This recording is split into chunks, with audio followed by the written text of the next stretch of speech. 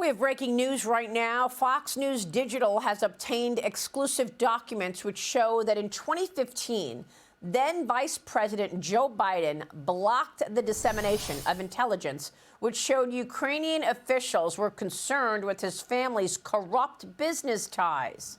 CIA Director John Ratcliffe has declassified this. He declassified it earlier this morning, which were discovered during a review of historical agency records. Joining me now is the Heritage Foundation Vice President of National Security, Victoria Coates. Victoria, one blockbuster after the next.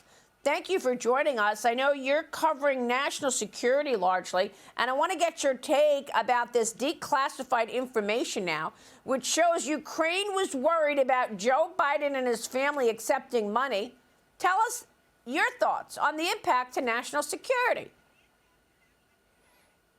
Well, good morning, Maria. Well, it certainly says something when Ukraine, which is one of the most corrupt countries on earth, thinks that you are more corrupt than they are. Then it just shows you how outrageous it is that Joe Biden ever became president with this kind of track record. And all credit to Director Ratcliffe for going back and looking at these records and getting this material declassified, because the American people need to know what kind of leadership we had between 2020 and 2024, how corrupt it was, and that these people never, ever can get back into power. It's just outrageous.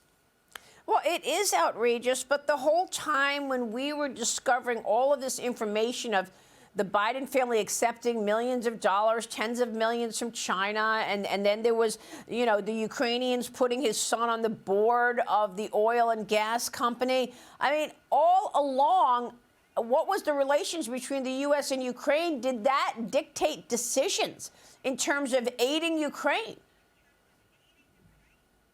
Oh, it has to have. And yes, I mean, Hunter Biden was put on the board of Burisma, the natural gas giant company in Ukraine. He had no business being there. He had no experience in the natural gas business whatsoever. And yes, it did compromise the United States. The kind of decisions the president made between 2020 and 2024 had to have all been informed by the kind of exposure he and his family had in that country. So you have to go back and question all of this. And it's not the fault of the Ukrainians. It's the fault of the Biden family sort of syndicate that they put together. And I certainly hope Director Ratcliffe is also looking at all of those documents regarding China as well.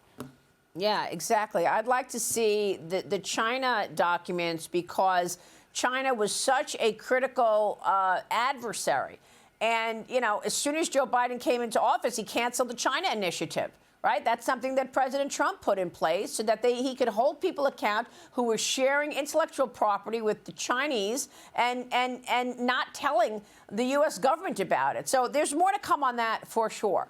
Initially, we had invited you on to get your take on the Hamas situation. Hamas and Israel holding indirect negotiations today in Egypt, discussing President Trump's 20-point plan for a ceasefire in Gaza to ultimately bring an end to the war and bring home the remaining hostages.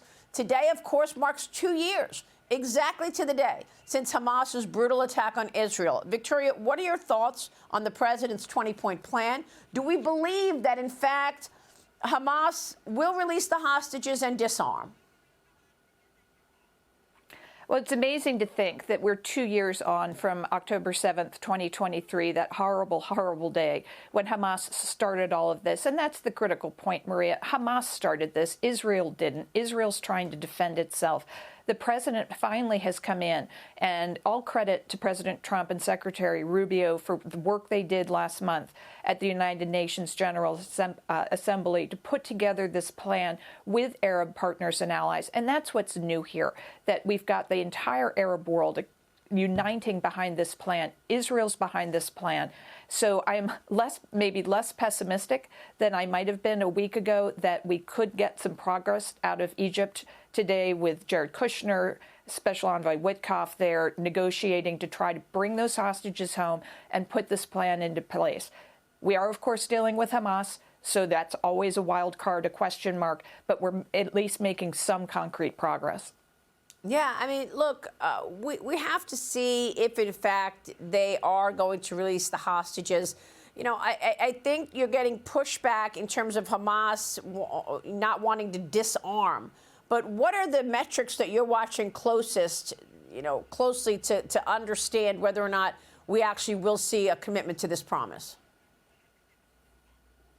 Well, the first thing is the hostages. I mean, 2 years on, we have to get those people out. And you're just reading searing stories today on X about, how they were taken, how they've been abused. If there's anybody still alive, getting them out has to be our first priority. So I think that's what the Israeli government wants. The president has been a relentless advocate for those hostages. Get them out.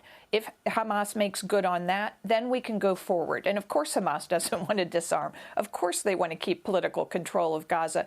But that's not in the president's plan for them. So they're going to have to make a decision about whether they want to be annihilated. And the president's been explicit about what's going to happen to them if they don't do this. If they want to be annihilated or if they want to live to see another day. That's the question for them. Let me move on to Japan. Japan electing the country's first ever female prime minister this week, Sanai Takashii. We want to understand how this changes. I mean, this is I guess very much a culture of men dominating.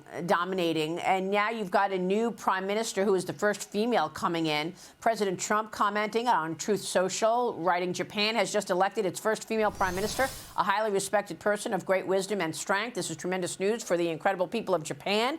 Congratulations to all. Victoria, your thoughts on how this changes Japan? Oh, she's fantastic. She's literally Japan's Iron Lady. I think she's going to be a great friend to the United States. Japan, the world's fourth largest economy, the key U.S. ally in the Pacific. And she's also a big China hawk, Maria. I look forward to your first interview with her because I think she's going to be, just as I said, a huge friend to the United States, a disciple of Prime Minister Abe, also a great friend of President Trump's, and to the United States. So this is a new dawn in Japan, and I'm very, very optimistic about her being prime minister. Yeah, so am I, actually. I'll be watching that closely. Victoria, always a pleasure to catch up. Thanks so much. Thank you, Marie. All right, Victoria Coates joining us. Stay with us. We'll be right back.